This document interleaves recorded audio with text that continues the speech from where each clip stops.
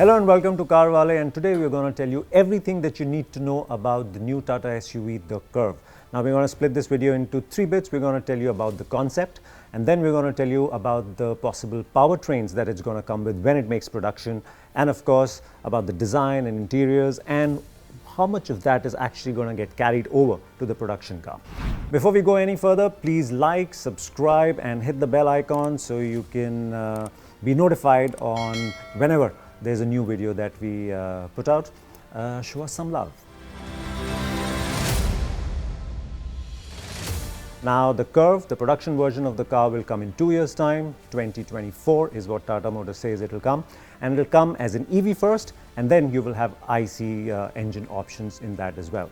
Now the concept or the idea behind the Curve is that Tata Motors believes that SUV consumers are maturing and they want something more than just a utility vehicle, and they want some emotive design coming into the whole thing so that they have more reasons to buy. And that's why you see that the Curve actually uses or is a coupe SUV, something we've seen more in the more expensive versions like BMWs and Mercedes, and these have proved to be popular internationally as well.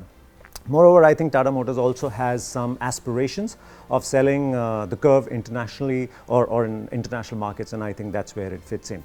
Now, the Curve measures around 4.3 meters in length, and as you can see in the footage or the images, that the wheels are right at the edges, so it will probably have a handsome wheelbase as well, and that puts it squarely where the Hyundai Creta and the Kia Seltos are. Of course, they are more conventional SUVs. This with the coupe will have that additional design flair, but that's where the Curve is going to sit in. Now, like we said, the Curve will come as an EV first, and this is something that Tata Motors is going to employ for all their new cars that come in, which will have an EV version. So EV first and then IC, just to show the commitment they have on the EV end of things. And now let's tell you what the powertrain options will be for the Curve.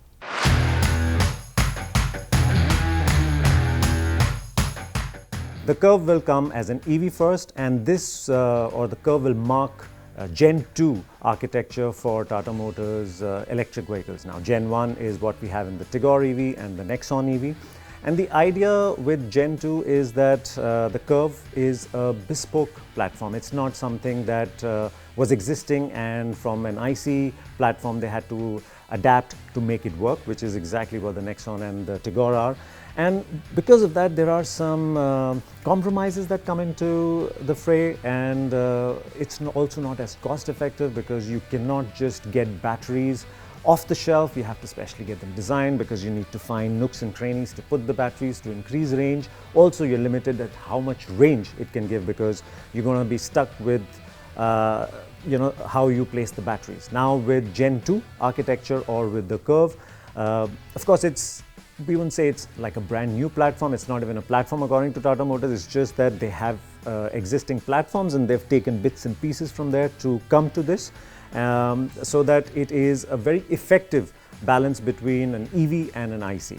So what you're going to have is that now with this sort of architecture, Tata Motors can just go to a battery maker or supplier and get the latest technology in batteries. It doesn't matter what shape, whether it's a pouch type of cell or something else. They can just get those, put them in, have higher performance out of that, have more range out of that, better efficiencies, and it is also more cost effective because they don't have to get it designed for that. They can just pick it off the shelf and do it. So many other manufacturers would use those batteries. Tata Motors would as well.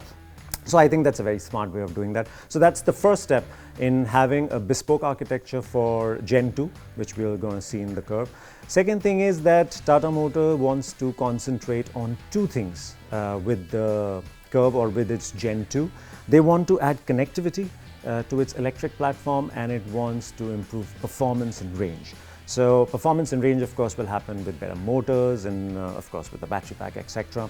But with the connectivity, apart from what we've already seen in so many cars today with the app, the telematics essentially, where the car is geofencing, etc. But here, Tata Motors is going to have two additional connectivity things which are very electric specific. A, it's going to have vehicle to vehicle charging. So if your Curve has enough charge and you want to help another EV fellow motorist, you can do that. You can use the Curve to charge it.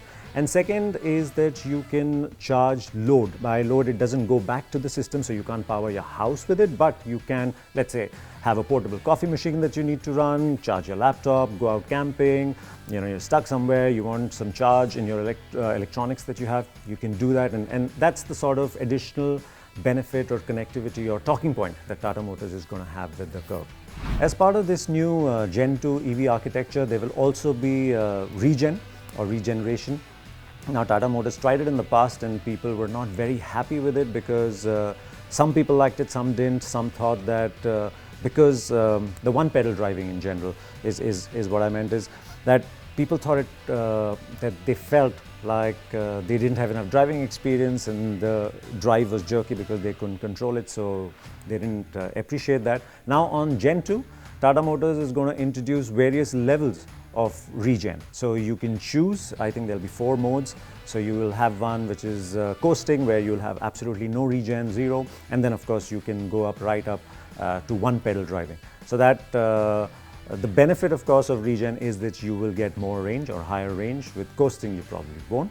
Of course you won't. So that's where that's another addition that we will see in the Gen 2 architecture from Tata Motors for its EVs. Now like we said, it's a bespoke platform, and that means it'll have a flat battery pack, and that is also resulting in a pretty flat floor. Now you can see in the concept that the floor is absolutely flat, so it's actually, you can get in from one side at the back and just get out of the other. There's absolutely no transmission tunnel. That may not continue in the production version, but Tata Motors says that whatever little or if it's not fully flat, it will still not get in the way. It'll still be what they call a walk-through cabin. So even the production version will have that. And again, they say this is the benefit of using the platform that they're doing now instead of using an existing IC platform to be able to do that. So that's where you have Gen 2 EV architecture against Gen 1. Of course, they will all sell together in 2024. Now that's the EV part of for the Curve. There will also be IC versions which will come after the EV. How soon? Well, that will depend on how much time Tata Motors takes to establish Curve as an EV, and then of course you will see the IC version. Petrol will be the main focus for that. Diesel, of course, they always have the option, but given how the diesel demand is diminishing in the entry-level mid SUVs, where also the Curve is going to sit, chances are that we may or may not see a diesel option, but we'll definitely see petrol, we'll see manual, we'll see automatic, and all that will come. So that's where it's going to sit, just above the Nexon, just under the Harrier, and it'll go head-on with the likes of the Hyundai Creta. And now let's get into the detail of the design, interior and exterior.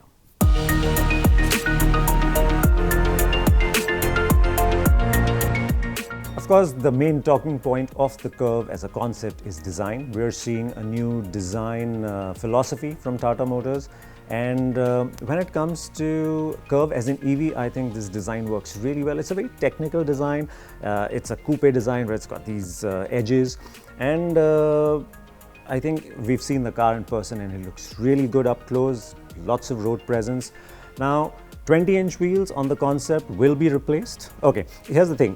When we spoke to Martin, the head designer at Tata Motors, he clearly told us that there is the production mock-up also ready.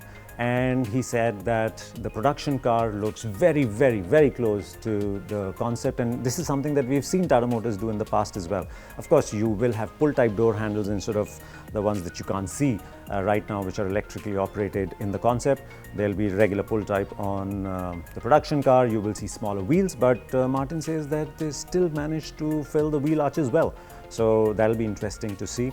But otherwise, whatever you see is what you're gonna get. Now, the main differences between the EV and the ICE part Curve will be that the light line that runs across the bonnet will not be there on the ICE car. It will only be there for the EV. On the door, at the sill, you can see fake gills. Those would continue to be in the EV, will not be there on the ICE version of the car. So that's the sort of differentiation. And of course, the color that you see is specific to the EV version, and that will come when the car is launched. ICE version will probably not get this color. Now, overall design, especially at the back, rear three quarters, it looks really good. I think they've done well with the whole coupe concept, and if emotive is what Tata Motors was going for, I think they've really got it right. And youngsters, or even people who are young at heart who want a really good looking SUV, I think they would gravitate towards the Curve when it comes, because I mean, it stands out. Now, when you step inside, you will see that there is a two-spoke steering wheel in place. You've got these vertically stacked MMV display, as well as the driver information display. You've got a brand new climate control or HVAC system in there, and all these elements will continue and will make it to the production car. Now, we asked Martin, would we see some sort of like a hooded version for the clocks, because that's what we're used to. So he said, no, this is what you're going to get. And the reason behind it is that when you go lower in trims, your screens will get smaller. But as you go up in the trim levels, more expensive trims will get bigger screens, and it's just easy to do it this way. And this design, just like the exterior, you will see Curve bring in or usher in the new design philosophy. Similarly, on the inside as well, whatever we see, we will see these in other Tata Motor cars as well, starting 2024. So the two-spoke steering with the multifunctional control. I mean, you've got, but instead of push buttons, you will have haptic feedback. We've seen that in Mercedes, and it's coming in Tata Motors as well. Similarly, for the HVAC system, all these design bits will continue on other Tata Motors cars as well. And I think it's a good design direction that they're going in. It looks more modern. It looks more techy in a sense. And now, space-wise, the Curve is spacious. From what we've seen, of course, it has a sloping roofline, which means if you're anywhere between 5'8" or 5'9", you might struggle, but Tata Motors says it's not going to happen in the production version. I guess till we see that, we won't know. But the boot is big and accessible. It's got that lovely opening. I mean, just like we've had notchbacks in the past, so very accessible. I mean, big boot. Maybe not so accessible in terms of height, which again we will see in the production car, but overall impression, because the footprint isn't going to change, is that of a spacious SUV. So on that front, it's done well. And that's essentially what the design of the Curve is all about. And the production version should be a good thing to see.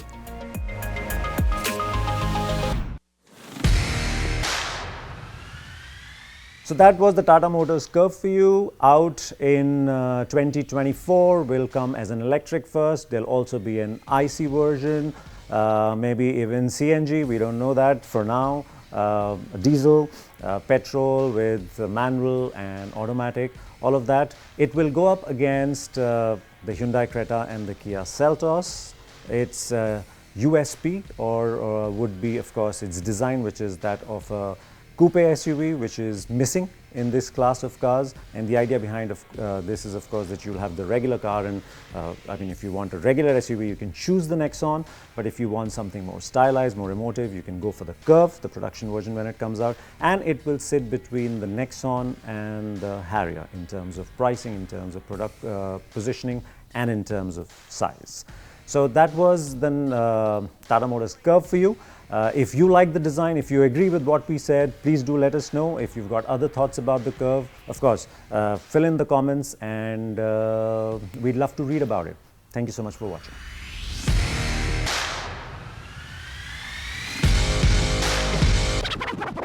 Break.